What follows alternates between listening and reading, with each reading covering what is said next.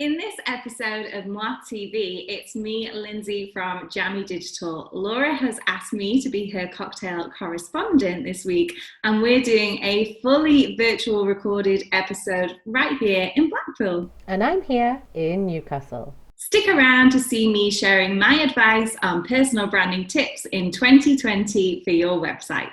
Let's begin with a quick intro, Lyndsay. If you have always wondered how to keep your personal branding looking great through your website, I'm sharing some tried and tested techniques to ensure that your website feels unapologetically like having a conversation with you. By the end of this episode, you will know exactly how I do this for my clients at Jammy Digital. So I've been in business for around about 10 years now, designing websites for various clients. And in the last couple of years, we've really niched down into helping personal brands and entrepreneurs with their websites and getting more leads and sales from their websites. And we recently launched a membership actually helping personal brands and entrepreneurs build and grow a website too. So that's been really, really exciting. And I have my own podcast called the Make Your Mark on the Line podcast. And you can subscribe to this today. Laura is going to put a link to this in the show notes. And don't forget to tell everyone how we met. Yeah, it was actually in CMA in 2017, which was amazing. Apart from the fact that I was in my early days of pregnancy, so I couldn't drink. So there was all these like amazing parties at night, and I was the only sober one. And I remember you, Laura, dancing with Martin, and you were having this kind of competition of who had the snakiest tips. It was very good. It was very good. I think Laura tipped it though. I think you tipped it. Yes, that's right. And before we kick off today, Lyndsay, why don't you tell everyone what cocktail you fixed to accompany your correspondence today? So today I've mixed a Cosmopolitan. I actually had to go out and buy this glass from Wilco's. Normally I'm a throw it in a mug kind of gal, but I thought for this special occasion, I'll get a nice fancy glass. Yeah, it's my favorite cocktail. I know it's kind of, the classic, but I like it. It's really, really nice. Lime, orange zest, vodka, triple sec, cranberry juice and ice. Add the vodka, then the triple sec, cranberry juice and a squeeze of fresh lime juice and shake it up. Then I add a little more orange zest over the glass, pour it out through the strainer, and you can see here that mine came out paler than normal because I'm using lighter cranberry juice to cut back a little bit on the sugar. Still utterly delicious. I've mixed one to go with, so cheers, my darling. Cheers! Okay, let's break it down then. So what do we need to know about search when it comes to personal branded websites? Well, Laura, I know you did the 5 personal branding themes, and I know you covered that previously, and that's really great that you've actually done that. And I think just building upon that, I think when you're looking at SEO, it's actually a lot more simple than you think. So for a personal branded website, it's kind of the same for any website really. So you need to think about what people are searching for and reflect that within your website's copy and how you name your images, all sorts of things actually on your website. So say if you're a photographer based in Newcastle, that would mean that on your website, you actually cover those keywords on there and make sure that it's very obvious. Sometimes we can be a little bit creative with copy and we can make things a little bit vague, or we can use puns and things like that. And that's fine, but you always have to think about what people are searching for on Google. And particularly in your headings, your main headline on your website and things like that, on all your pages, you have to make sure your keywords are in there. So yes, be creative, but don't make sure it's not vague enough for Google to understand. So make sure it's really obvious what you do. Also, making sure that you have enough copy on your website as well. If you offer multiple services, don't just shove all those services on one page. Actually have a dedicated page for each service that you offer, and make sure that you go into plenty of detail covering, everything that you do, all the features and benefits of that service, frequently asked questions, who it's actually aimed at, the costs of it, testimonials, case studies. Actually really build out a page and then make sure you insert your keywords in there. So there's lots and lots of things that you can do, but it's mainly thinking about what are people searching for, and how can I get in front of them using my website copy, and how can I build my website around those people. So it's actually incredibly simple when you start breaking it down that way. But just try to remember, yes, creative is good, but you always have to think about search engines. And actually thinking about search engines, you are actually doing your audience a favor as well, because what they're searching for, you should be included in your copy.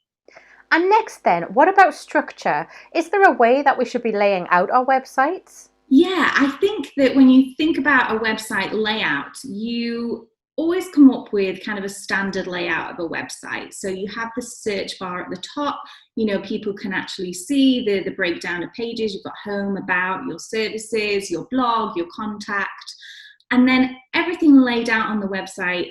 If you follow a kind of standard format, that is always best. And clients sometimes say to us, oh, we want to do something different. We want to do something, something that hasn't been done before. And that's great, but your users aren't going to be used to that. We are so accustomed to how websites work and how they look that we automatically kind of know where to go if the website is laid out properly. So you want to make sure that everything has its own sections, particularly on your home page. You section everything off. So you've got an About You section, and then a little call to action that links to your About page. You've got maybe a bit about a service in another section, and then a little call to action that links to that service. Everything should be easy. Lots of call to action buttons that are really bright, really easily identifiable, that get people to the right place where they need to go. Particularly if you're DIYing your website, try to just stick within a framework of a template. Try and stick with something that is, a usual design that you would expect. And you can never go wrong with this. Yes, it's not as creative and fancy as you might like it to be, but you have to think about user experience. You have to follow, the kind of standardish path really that people expect when they land on your website. So you want to make sure that your website is mobile friendly. This isn't a fancy added extra anymore. This is essential. 50% of searches end up from a mobile, and Google will penalize you if your website isn't mobile friendly. So it won't show your website in search results. So it's really, really important that you make sure your website is mobile friendly.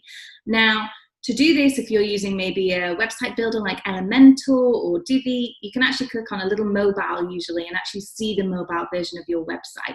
If people have to pinch the screen to be able to see the text and things like that, and it's not great, then that means that your website is not mobile friendly. If you actually even search in Google for mobile friendly Google checker or something like that, then you can actually get to a website that is ran by Google, and they will tell you if your website is mobile friendly or not. So that's really, really helpful if you're not quite sure about that. But it is essential that you have a mobile friendly website, definitely.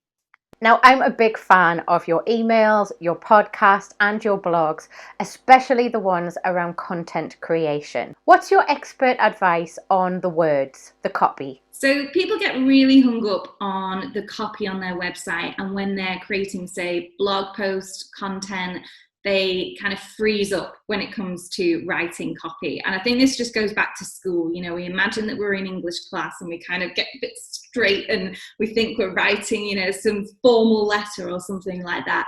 When actually the copy on your website and in your blog content should generally, depending on the business, but generally be quite informal. It should be quite chatty. Imagine that you're just at a cafe talking to your friend about your business. That's exactly how your copy should sound, because that's how you want someone to hear it when they actually read it on your website. So it's really important that you kind of loosen up a little bit. Don't try and be too formal. Don't try and be too stuffy. Don't use jargon. And actually, really just be relaxed with your copy, and don't be afraid to be chatty and friendly in your copy. That's exactly what people want. especially for personal brands, because, you know, your tone of voice is incredibly important. And coming on to tone of voice, that is very, very important for personal brands, the tone of voice in your copy. So you need to establish kind of who you are as a brand, and something like brand guideline. I know Laura's talked about this before, but something like having brand guidelines for your business is incredibly important. And this will actually help you develop the tone of voice in your website copy and in your content as well. And basically, you want to establish, you know, who you are. Are you quite quirky? Are you quite blunt? Are you quite, you know, funny?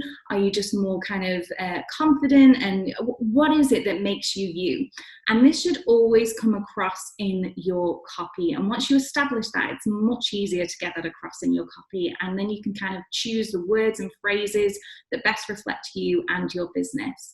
But that's a really, really great thing to establish tone of voice. That's kind of the foundations that you need to do first, kind of establish who you are and then reflect that in your copy. And then what about the rest of the content on your personally branded website? So your content on your website is incredibly important. And we always say this about personal brand websites in particular.